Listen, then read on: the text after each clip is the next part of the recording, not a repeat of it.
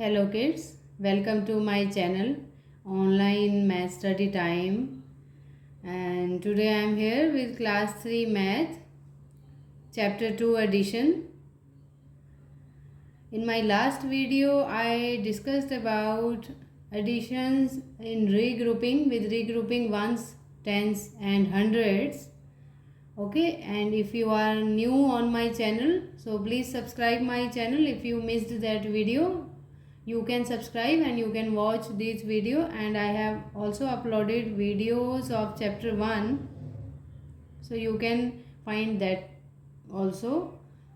ठीक है, जो बच्चे मेरे चैनल पे नए हैं वो सब्सक्राइब करके सभी वीडियोस को देख सकते हैं। चैप्टर 1 से रिलेटेड वीडियोस और चैप्टर 2 से रिलेटेड एडिशन का स्टार्टिंग कैसे होता है, बेस कैसे स्टार्ट करते हैं, ठीक है, मैंने वो एक्सप्लेन किया है। और उसके बाद मैंने एडिशन में समझाया आपको कि रीग्रुपिंग कैसे होती है वंस, टेंस और हंड्रेड्स प्लेस पे।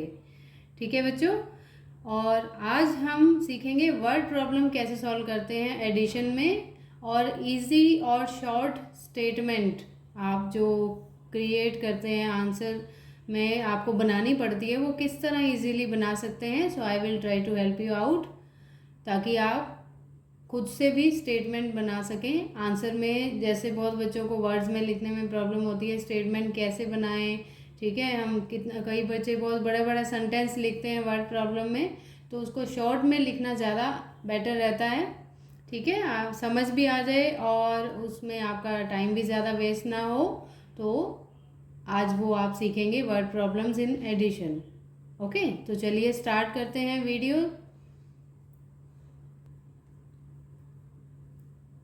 तो बच्चों, जैसे कि मैंने आपको बताया, ये मैंने लास्ट वीडियो में, अपने पिछले वीडियो में समझाया था कि एडिशन को रीग्रुप कैसे करते हैं वंस, टेंस एंड हंड्रेड्स, ठीक है, उनका रीग्रुप कैसे होता है एडिशन में।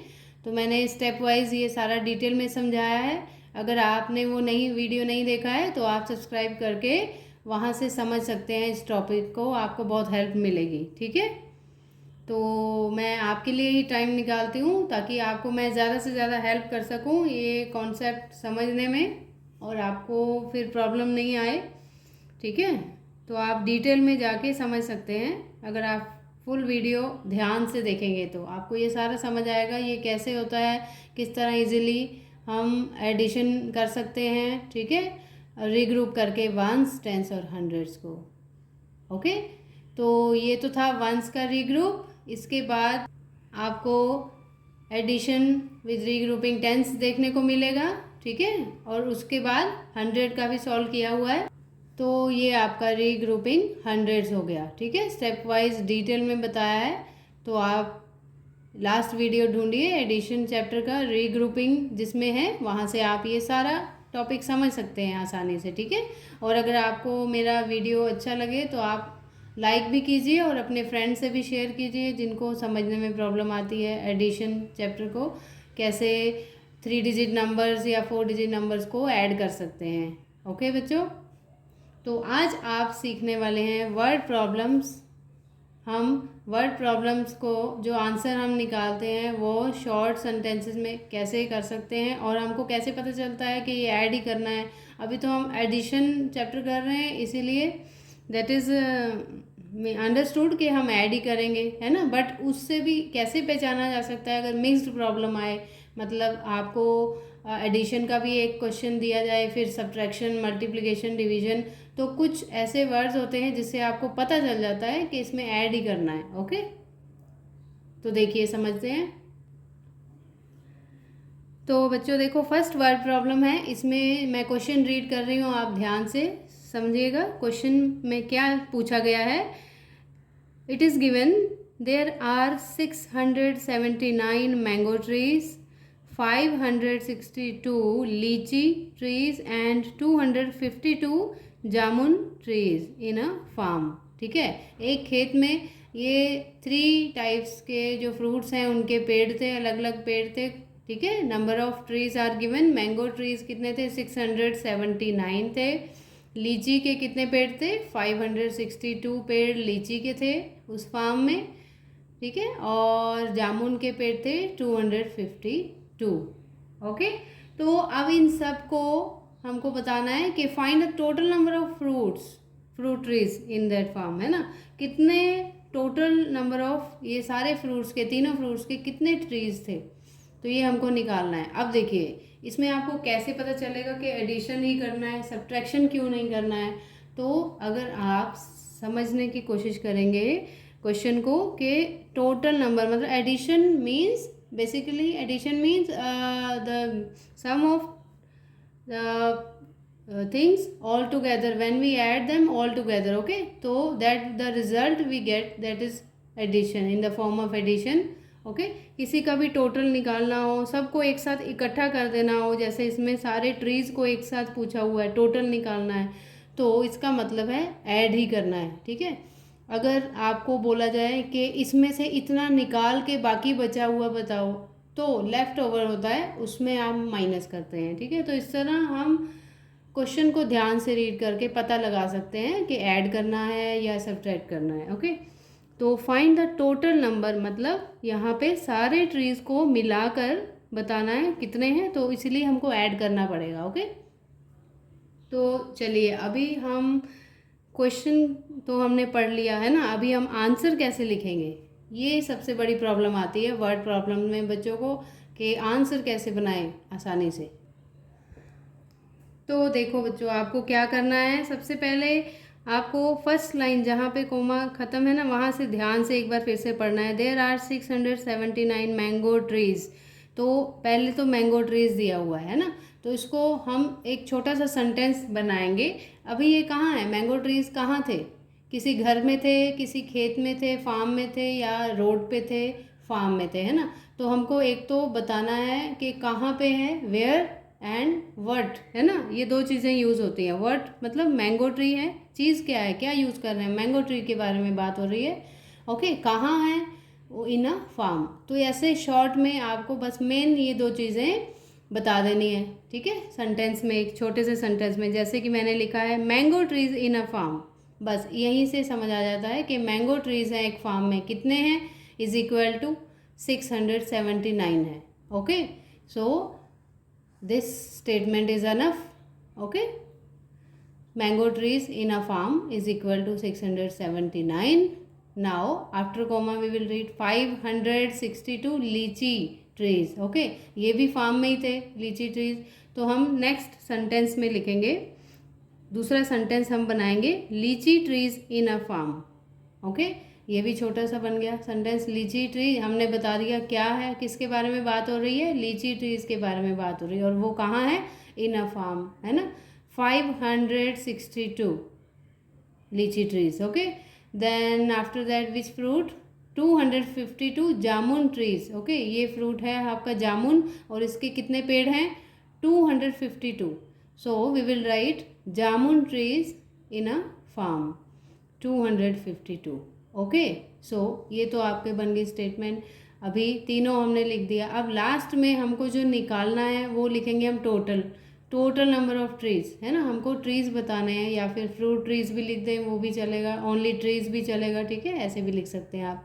सो total number of trees, now the sign is most important to put here, you will put plus sign, ये साइन एडिशन का लगाना बहुत ज़रूरी है, ये याद से लगाइएगा। अभी हम कहाँ से ऐड करना शुरू करेंगे, वंस प्लेस डिजिट से। ठीक है, तो 9 + 2 ऐसे आप काउंट कीजिए, तो कितना आएगा, 9 + 2। आप नीचे से ऊपर भी काउंट कर सकते हैं as you wish.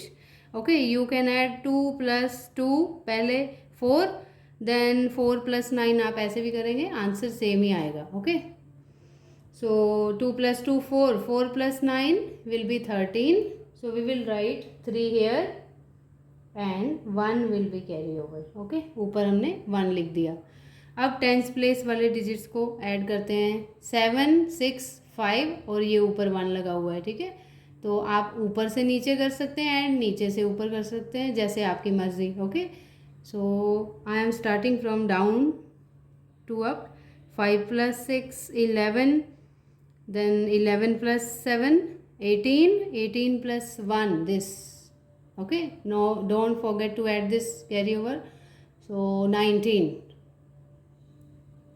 Okay, so 19 का 9 हम यहाँ लिखेंगे, 1 ऊपर कैरी ओवर में जाएगा। ठीक है, अब ये देखिए 19 का 9 यहाँ 1 कैसे ऊपर आता है, ये भी मैंने अपने लास्ट वीडियो में समझाया है। रीग्रुपिंग में आपको ये सब सीखने को मिलेगा, regrouping. That's why I am saying please watch that video, तभी आपको वर्ड प्रॉब्लम्स सॉल्व करने आएंगे, क्योंकि हम ये डायरेक्ट कर रहे हैं ना। तो अगर आपको रीग्रुप समझ आ जाता है तो आप कैरी ओवर वाले क्वेश्चन आसानी से निकाल सकते हैं। ओके बच्चों, चलो अब हम 100 प्लेस वाले डिजिट्स ऐड करेंगे। ये हैं 6, 5 और 2, और ऊपर 1 भी है कैरी। तो 5 + 2 7, 7 + 6 13, and 13 + 1 14। So on 100 place we will write 14, मतलब ये 1 जो है ये 1000 प्लेस पे लिखा जाएगा वैसे actually. So our answer is 1493. Okay, so we will write here separately is equal to 1493 trees, है ना, नंबर ऑफ ट्रीज है ये, total number of trees, fruit trees, और you can write just trees. Okay, as you wish. तो ये आपका word problem solve हो गया, छोटे सेंटेंस में हमने बनाया इसको, है ना। ऐसे आपको एडिशन करना है। ओके, अब जिन बच्चों ने मेरा लास्ट वीडियो देखा होगा रीग्रुपिंग वाला, वो आसानी से बता पाएंगे। अगर मैं आपसे पूछूं कि ये रीग्रुपिंग 1s है, 10s है या 100s है, दिस इज रीग्रुपिंग 100s, है ना, क्योंकि रीग्रुपिंग 100s करके तब 1000 तक हम पहुंचते हैं। ठीक है, तो ये आंसर जो है 1000 में है, 1493। So this is we are doing here regrouping 100s। Okay, next question. Okay, see, now one more question for your practice. Okay, one more word problem. See, it is given a poultry farm sold 2479 eggs on Monday and 1515 eggs on Tuesday. So find the total sale in 2 days. Okay, so 2 days are given. So different number of eggs were sold, है ना, अलग अलग दिन में अलग अलग number of eggs बेचे गए थे।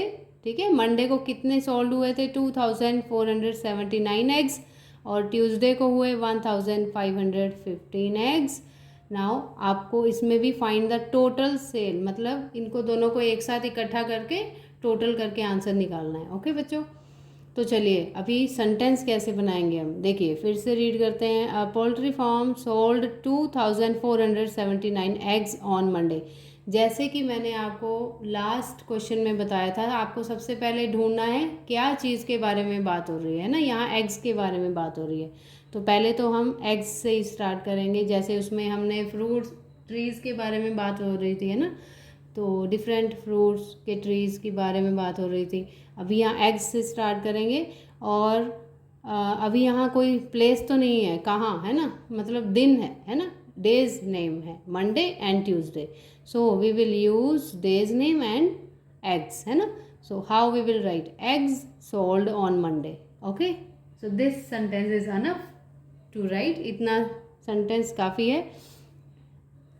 Eggs sold on Monday is equal to 2479। ठीक है, सबसे पहले तो आपको किसी भी वर्ड प्रॉब्लम में, चाहे वो एडिशन का हो, सब्ट्रैक्शन का हो, मल्टीप्लिकेशन का या फिर डिवीजन का वर्ड प्रॉब्लम हो, आपको सबसे पहले ढूंढना है कि किस चीज़ के बारे में बात हो रही है ना, उस वर्ड प्रॉब्लम में। जैसे यहाँ पर एग्स के बारे में बात हो रही है, लास्ट क्वेश्चन में फ्रूट ट्रीज़ के बारे में बात हो रही थी। ठीक है, वहाँ से सेंटेंस बनना शुरू होता है। Okay, so eggs sold on Monday is equal to 2479.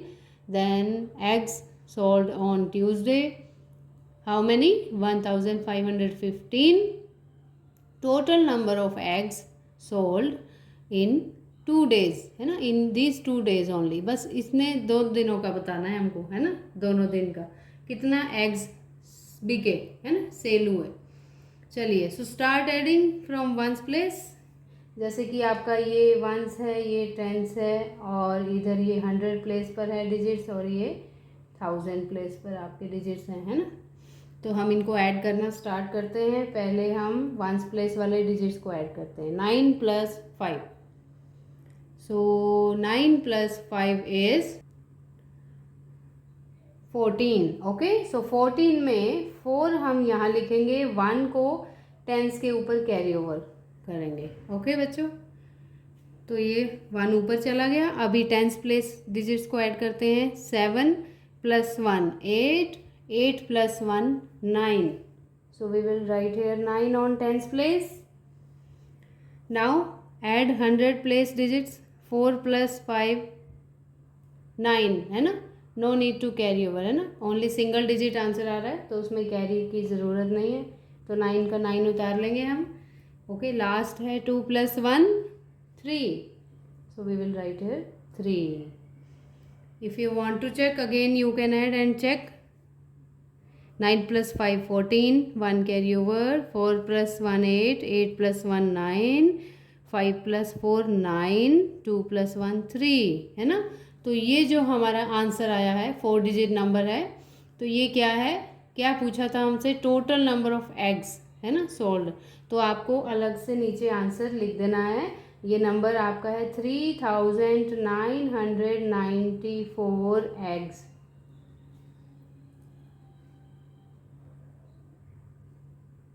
Okay बच्चों, है ना, ये एग्स सोल्ड आउट हुए इन दिस 2 days में, है ना। तो ये आपका आंसर आ गया, ठीक है। या so one more thing I just want to say to you that whenever you got the answer, ठीक है, ट्राई टू ऐड और subtract again whatever operation you are using. कभी भी आपका आंसर आ जाए उसको आप दोबारा से चेक कीजिए कि वो आंसर करेक्ट है या नहीं, ठीक है। कुछ बच्चे बहुत हड़बड़ी में